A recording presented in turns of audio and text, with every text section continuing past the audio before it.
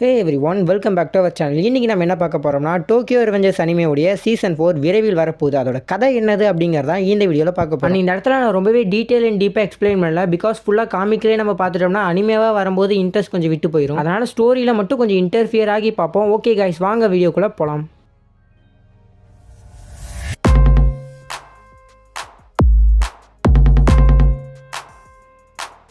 கதையோட தொடக்கத்திலே மைக்கியோடைய வீட்டில் தான் காட்டுறாங்க. எமாவுடைய ஃபியூனரல் நடந்துகிட்டு இருக்கு. இந்த இடத்துல மைக்கி எமோஷனலி ரொம்பவே வீக் டவுன் ஆயிருக்கான். டிராகன் எமாவுடைய கிராண்ட் ஃபாதர் கிட்ட, நீ மன்னிச்சிருங்க, என்னால் எமாவை ப்ரொடெக்ட் பண்ண முடியல அப்படின்னு சொல்ல, நீ எமாவை ப்ரொடெக்ட் பண்ண வேண்டிய காரணம் என்ன, நீ என்ன லவ் பண்ணி அப்படின்னு சொல்லி கேட்க, ஆமா அப்படின்ட்டு டிராகன் சொல்லுவான். இனுப்பி அண்ட் கோகோ இவங்க ரெண்டு பேர்த்த காட்டும் போது கோகோ மட்டும் நான் என்னுடைய பாதையை நோக்கி போக போறேன் அப்படின்னு சொல்லிட்டு இனிப்பியை விட்டு போயிடுவான். அண்ட் அப்படியே காக்குச்சுவை காட்டுறாங்க. காக்குச்சு ஈசனாவுடைய லாஸ்ட் டேட், அதாவது இறுதி சடங்குல இருப்பான். அப்படியே ஹான்மாவை காட்டுறாங்க. கீசுக்கி செத்ததுனால ஹான்மா இப்போ எனக்கு ரெஸ்ட் எடுக்க வேண்டிய நேரம் வந்துச்சு அப்படின்னு சொல்லி ரெஸ்ட் எடுக்கிறதுக்காக எங்கேயும் கிளம்பி போறான். மைக்கி தான் தனியாக எப்பவுமே இருக்கிற இடத்துல இருப்பான். அந்த இடத்துல இருக்கும்போது நான் உன்னை முடிவு பண்ணிட்டேன் அப்படின்னு நான் சொல்ல, அப்படியே சிஃபுயா அண்ட் டாக்கிமிச்சிட்ட காட்டுறாங்க. ரெண்டு பேருமே கீசுக்கியை பற்றி தான் பேசிட்டு இருப்பாங்க. அப்படியே அந்த இடத்துல மைக்கி டாக்கிமிச்சியை கூப்பிட்டுருப்பான். அவன் என்ன முடிவு பண்ணியிருக்கான் அப்படிங்கிறத சொல்றதுக்காக. டாக்கிமிச்சி மைக்கியை மீட் பண்ண, மைக்கி உன் ஃபியூச்சர்லேருந்து வந்ததுனால நீ பாஸ்ட்ல என்னென்ன சேஞ்சஸ் பண்ண, ஃபியூச்சரில் என்னென்ன நடந்திருக்கு அப்படிங்கிறத கம்ப்ளீட்டாக எனக்கு எக்ஸ்பிளைன் பண்ண அப்படின்னு சொல்லி கேட்க, டாக்கிமிச்சி ஃபியூச்சர்லேருந்து வந்தது, அவன் பண்ண சேஞ்சஸ் எல்லாத்தையுமே அப்படியே எக்ஸ்பிளைன் பண்ணுவான். என்னை மன்னிச்சிரு மைக்கி,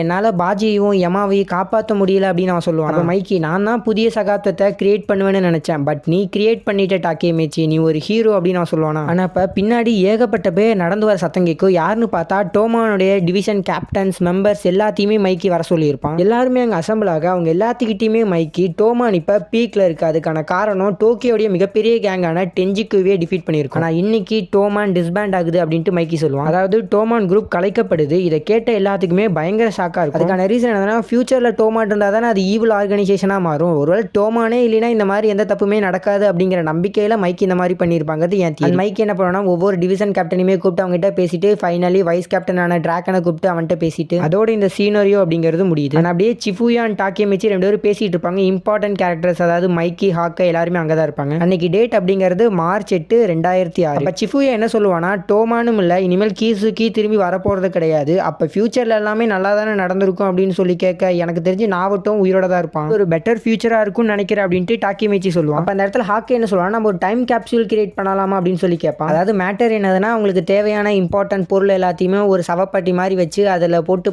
மண்ணில் புதைச்சிடலாம். அதுக்கப்புறம் சில வருடங்கள் கழிச்சு அதை திறந்து பார்ப்பாங்க. அதை தான் டைம் கேப்சூல்னு சொல்லுவாங்க. அந்த மாதிரி நம்ம பண்ணலாமா அப்படின்னு சொல்லி கேட்க, எல்லாருமே பண்ணலாம் அப்படின்னு சொல்லிடுவாங்க. ஸோ மார்ச் 15, 2006 எல்லாருமே தனக்கு தேவையான இம்பார்ட்டன்ட் பொருள் எல்லாத்தையும் அதில் வச்சு மண்ணில் புதைச்சிருவாங்க. மைக்கி மட்டும் இதை 12 வருஷம் கழிச்சு நம்ம ஓப்பன் பண்ணி பார்க்கலாம் அப்படின்னு சொல்லுவாங்க. இதை 12 வருஷம் கழிச்சு ஓப்பன் பண்ணி பார்க்கணும் அப்படின்ட்டு எல்லாருமே கேட்பாங்க. ஏன்னா சரியான காரணம் உங்களுக்கு தெரியாது. ரீசன் வந்து டாக்கிமிச்சி ஃபியூச்சர்லேருந்து வந்திருக்கான். பாஸ்ட்லேருந்து சரியா 12 வருஷம் கழிச்சு தான் டாக்கிமிச்சியோட டைம் லைன் அப்படிங்கிறது. மைக்கி அண்ட் சில பேருக்கு தான் டாக்கிமிச்சி ஃபியூச்சர்லேருந்து வந்திருக்கான் அப்படிங்கிறது தெரியும், மீதி பேருக்கு தெரியாது. எப்படியோ அந்த மாதிரி பொருள்லாம் அந்த இடத்துல வச்சு டைம் கேப்சூல் அப்படிங்கிறது ஃபினிஷ் ஆகி சரியா ஜூன் 19, 12 வருஷம் கழிச்சு இதே இடத்துல நம்ம மீட்டப் பண்ணலாம் அப்படின்ட்டு மைக்கி சொல்லுவான். இந்த ப்ரோசஸ் முடிஞ்சதுக்கு அப்புறம் மைக்கி அண்ட் டாக்கிமிச்சி ரெண்டு பேரும் ஒரே வண்டியில் தான் போயிட்டு இருப்பாங்க. அப்போ மைக்கி என்ன பண்ணுவானா, டாக்கிமிச்சிக்கு ஒரு ப்ராமிஸ் பண்ணுவான். 12 வருஷத்துக்கு நான் இவங்க எல்லாத்தையும் ப்ரொடெக்ட் பண்ற டாக்கிமிச்சி அப்படின்னு சொல்லிட்டு, ஃபியூச்சர் ஹினா உனக்காக வெயிட் பண்ணிட்டு இருக்கான் டாக்கிமிச்சி அப்படின்னு மைக்கி சொல்ல, அதோட இந்த கான்வர்சேஷன் அப்படிங்கிறது முடியுது. அப்படியே மார்ச் 16 காட்டுறாங்க. அப்படியே சிஃபுயா டாக்கிமிச்சி ரெண்டு பேரும் சைக்கிளில் போயிட்டு இருப்பாங்க. அப்படியே அவங்க ஒயிட் டே பத்தி பேசுவாங்க. ஒயிட் டே என்னதுன்னா, February 14 வேலண்டைன்ஸ் டே. லவர்ஸ் டே முடிஞ்சு சரியா ஒரு மாசம் கழிச்சு ஒயிட் டே. லவர்ஸ் டே அன்னைக்கு யாராவது நம்ம கிஃப்ட் தந்துட்டாங்கன்னா, ஒயிட் டே அன்னைக்கு நம்ம அவங்களுக்கு ரிட்டர்ன் கிஃப்ட் தரணும். அதான் இதோட கான்செப்ட். பட் ஒயிட் டேவை டாக்கிமிச்சி ஃபுல்லாவே மறந்துருப்பான். ஒயிட் டே முடிஞ்சு 2 நாள் ஆயிடுச்சு. பட் நம்ம கிஃப்ட் தந்தே தீரணும், ஸோ நாளைக்கு தந்துடலாம், ஹினா திட்டுவா பட் பார்த்துக்கலாம் அப்படிங்கிற நம்பிக்கையில் இருப்பாங்க. ஹினாவே கூப்பிட்டு அவட்ட கிஃப்ட் தந்துருவா. ஒன்றும் அவ்வளோ கோவமாலாம் இருக்க மாட்டா, ஒயிட் டே கிஃப்ட் தரல அப்படின்ட்டு. அப்படியே நாவட்டோ வர சொல்லி அவன்கிட்ட ஹேண்ட் ஷேக் கொடுத்து, ஓகே உங்க எல்லாத்தையும் நான் ஃபியூச்சரில் பார்க்குறேன் அப்படின்னு சொல்லிட்டு அவன் ப்ரெசென்ட்டுக்கு வந்துடும். ஃபியூச்சருக்கு அவன் வந்தோடனே ஒரு மேரேஜ் வெட்டிங் ரிசப்ஷனில் தான் இருப்பான். இதை பார்த்தோன்னே அவனுக்கு ஷாக் ஆயிடுச்சு, ஒரு வேளை நம்மளுடைய வெட்டிங் ரிசப்ஷனா இது அப்படின்ட்டு. அப்படியே வெளியில் வந்தா ஹீனா. இந்த வெட்டிங் ரிசப்ஷன் அப்படிங்கிறது ஹயாஷிடா அப்படிங்கிற ஒருத்தன் தான். ஹயாஷிடா வேற யாருமே இல்லை, பாதான். ஆனால் அப்படியே டிராகன் அண்ட் சிஃபுயாட்ட பேச அவங்க ரெண்டுக்குமே தெரிஞ்சிரும், ஓகே டாக்கிமிச்சி வந்துட்டான் போல இருக்கு அப்படின்ட்டு.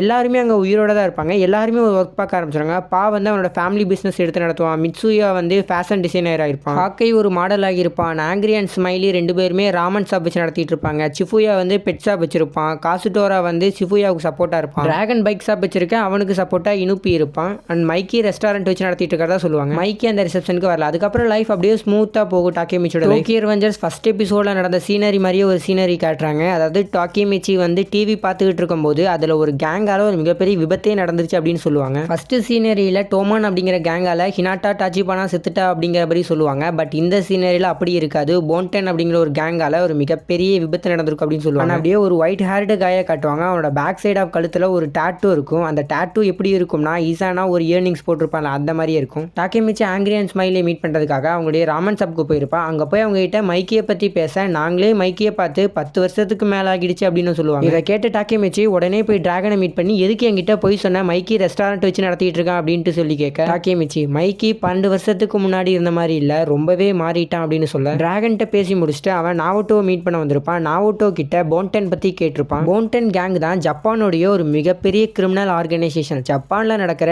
எல்லா குற்றத்திலையும் இந்த போன்டன் ஆர்கனைசேஷன் இன்டர்ஃபியர் ஆகியிருக்கு. அண்ட் அந்த ஒயிட் ஹேர்டு காய் வேற யாருமே இல்லை, மைக்கி தான் அப்படின்னு சொல்ல அப்படியே மைக்கிட்ட காட்டுறாங்க. இந்த இடத்துல மைக்கோட என்ட்ரி எப்படி இருக்கும்னா அவன் ஒரு 3 பேர்த்த கொல்ற மாதிரி வச்சு காட்டியிருப்பாங்க. இந்த சீனரியில் மைக்கி தான் வில்லன் அப்படிங்கிறபடி காட்டுறாங்க. மைக்கி கூட நிறைய பேர் இருப்பாங்க. அதில் மெயினாக நோட் பண்ண வேண்டிய கேரக்டர் சான்சு, ஹைட்டானி அண்ட் காக்குச்சோ. அண்ட் மறக்காம சான்சுவை நோட் பண்ணி வச்சுக்கோங்க, ஏன்னா அவன் ஸ்டோரிக்கு ரொம்பவே தேவைப்படும். டாக்கேமிச்சி நாவோட்டோ கிட்ட நான் மைக்கியை காப்பாற்றணும், வா டைம் லீப் பண்ணலாம்னு சொல்லி கேட்பான். டைம் லீப் அப்படிங்கிறது பாஸ்ட்டுக்கு போகிறது. நாவோட்டோ அண்ட் டாக்கேமிச்சி 2 பேருமே ஹேண்ட் ஷேக் பண்ண டாக்கேமிச்சியால் பாஸ்ட்டுக்கு போக முடியாது. அதுக்கான காரணம் என்னதுன்னா நாவோட்டோட வில் அப்படிங்கிறது ஹீனாவை சேவ் பண்ணுறது. அண்ட் ஆல்சோ டாக்கேமிச்சியோட வில்லுமே ஹீனாவை சேவ் பண்ணுறது. அதனால தான் ட்ரிகர் ஆக்டிவேட் ஆகி அவனால் டைம் லீப் பண்ண முடிஞ்சுது. பட் இந்த இடத்துல டாக்கேமிச்சிக்கு மட்டும்தான் மைக்கியை காப்பாற்றணும் அப்படிங்கிற வில் நாவோட்டோவுக்கு கிடையாது. அதனால டைம் லீப் அப்படிங்கிறது நடக்க மாட்டேங்குது. நாவோட்டோ கிட்ட இதெல்லாம் பேசி முடிச்சுட்டு டாக்கேமிச்சி அப்படியே வந்து சிஃபுயாவை மீட் பண்ணுவான். சிஃபுயாவை மீட் பண்ணி சிஃபுயா கிட்ட நடந்தது எல்லாத்தையுமே எக்ஸ்பிளைன் பண்ணுவான். அண்ட் காசுடோரா கிட்ட நீ மைக்கியை பற்றின இன்ஃபர்மேஷன்ஸை கலெக்ட் பண்ணு அப்படின்னு சொல்லியிருப்பான். அண்ட் அப்படியே ஜூன் 19ஆம் தேதி வந்துருச்சு. அதாவது டைம் கேப்சியூலை ஓப்பன் பண்ணுறதுக்கான நேரமும் வந்துருச்சு. அண்ட் அப்படியே மைக்கிட்ட காட்டுறாங்க. காக்குச்சோ வந்து மைக்கி கிட்ட இன்னைக்கு என்ன நாள் தெரியுமில்ல அப்படின்னு சொல்லி கேட்க தெரியும், இப்படி இருக்கிறதே நல்லது தான் அப்படின்னு சொல்லி அவன் விட்டுருவான். இதுக்கான அர்த்தம் அப்படிங்கிறது மைக்கி டைம் கேப்சூல் ஓப்பன் பண்ணுறதுக்கு வரல அப்படிங்கிறது. அண்ட் எல்லாருமே சேர்ந்து டைம் கேப்சூல் ஓப்பன் பண்ணி அவங்க என்னென்ன பொருள் வச்சாங்க அப்படிங்கிறத எடுத்து பார்ப்பாங்க. இந்த சீன் நல்லா இன்ட்ரெஸ்ட்டாகவே இருக்கும், நீங்கள் அனிமேலேயே பார்த்துக்கோங்க. அந்த டைம் கேப்சூலில் ஒரு வீடியோ ரெக்கார்டர் இருக்கும். அந்த வீடியோ ரெக்கார்டரை டாக்கேமிச்சி மட்டும் எடுத்துகிட்டு வந்து ப்ளே பண்ணி பார்க்க அதில் மைக்கி பேசிகிட்டு இருப்பான். அதில் மைக்கி என்ன சொல்லுவானா, மைக்கி கிட்ட டார்க் இம்பல்ஸ் அப்படிங்கிற ஒரு ஸ்டேட் இருக்குது. இது அவனுடைய ஆல்டர் ஈகோ. அதாவது மைக்கி ஒரு ஸ்பிளிட் பர்சனாலிட்டி மாதிரி, அதாவது அன்னியன் அப்புறம் அம்பி அந்த மாதிரி கேரக்டர்ஸ் உடையவன். நான் என்னோட பாதையை சூஸ் பண்ணிக்கிட்டேன், நீ என்னை காப்பாற்ற வர தேவையில்லை டாக்கேமிச்சி, ப்ராமிஸ் பண்ணு அப்படின்னு சொல்லி கேட்டு உன்னோட லைஃபை நீ என்ஜாய் பண்ணு. இதை கேட்டு டாக்கேமிச்சி ஓகே மைக்கி அவன் லைஃபை சூஸ் பண்ணிக்கிட்டான், நம்ம அவனை காப்பாற்ற போக தேவையில்லை அப்படின்னு சொல்லி விட்டுருவான். ஆனால் அப்படியே டாக்கேமிச்சியை காசுடோரா மீட் பண்ணி போன்டன் பற்றின இன்ஃபர்மேஷன்ஸை கலெக்ட் பண்ணிட்டேன் இந்தா அப்படின்னு சொல்லி கொடுக்க எனக்கு அது வேணாம் அப்படின்ட்டு அதை ரெஃப்யூஸ் பண்ணிட்டு போயிடுவான். டாக்கேமிச்சியோட வெட்டிங் ரிசப்ஷனுக்கு இன்னும் 1 மாதம் தான் இருக்கும். அப்போ ஹினாவுக்காக அவங்க வெட்டிங் ஷூட் எடுக்கிறதுக்காக வந்திருப்பாங்க. மிட்சுயாவோட கடைக்கு தான் வந்திருப்பாங்க. அப்போ டாக்கேமிச்சி மைக்கி சொன்ன அந்த வார்த்தையை ஞாபகப்படுத்தி பார்ப்பான். நான் ஏதாவது தப்பு பண்ணா என்னை திட்டு டாக்கேமிச்சி அப்படின்ட்டு மைக்கி சொன்ன அந்த வார்த்தை டாக்கேமிச்சியை ரொம்பவே ஃபீலிங்ஸ் உள்ளாக்கிரும். டாக்கேமிச்சியோ நான் முடிவு பண்ணிட்டேன், நான் மைக்கியை காப்பாற்ற போகிறேன் அப்படின்னு சொல்லி அந்த பிளானில் இறங்குவான். ஆனால் அப்படியே நாட்கள் போக போன்டன் கேங்கோடைய ஒவ்வொரு ஹைடவுட்டாக தேடி அவன் அடிதான் வாங்கிட்டு இருப்பானே ஒழிய போன்டன் கேங்கை பற்றி அவனால் நெருங்க கூட முடியல. அப்படி ஒரு நாள் அதே மாதிரி ஒரு ஹைடவுட்டில் உட்கார்ந்துருக்க டாக்கேமிச்சியோட நெத்தியில் யாரோ ஒருத்தர் கன்னை வைக்கிறாங்க. யாருன்னு பார்த்தா அந்த ஜான்சு. அண்ட் டாக்கேமிச்சி பின்னாடி யாரோ ஒருத்தர் உட்கார்ந்துருப்பாங்க. அது வேற யாரும் இல்லை, மைக்கி தான். அண்ட் அந்த இடத்துல அவங்களுக்கான பேச்சுவார்த்தை போயிட்டு இருக்க மைக்கி சான்சுவை கீழே போக சொல்லிடுவான். அப்படியே மைக்கி டாக்கேமிச்சி பேசிட்டு இருக்கும்போது மைக்கி டாக்கேமிச்சியை சுட்டுட்டு மைக்கி ஒரு உயரமான பில்டிங்ல இருந்து கீழே குதிச்சு செத்தரலாம் அப்படின்ட்டு சூசைட் அட்டன் பண்ண போயிடுவான். கரெக்டா அவனும் கீழே குதிக்க அவனை டாக்கேமிச்சி பிடிச்சிருவான். மைக்கி என்னடா மனுஷன், நீ நான் உன்னை சுட்டிருக்கேன், நான் உன்னை கொலை பண்ண பார்த்திருக்கேன், அப்பயும் எதுக்குடா நீ என்னை காப்பாத்துற அப்படின்னு சொல்லி அவன் பேசிட்டு இருக்க. வாயமூடு மைக்கி, எல்லா ப்ரெஷரையும் நீ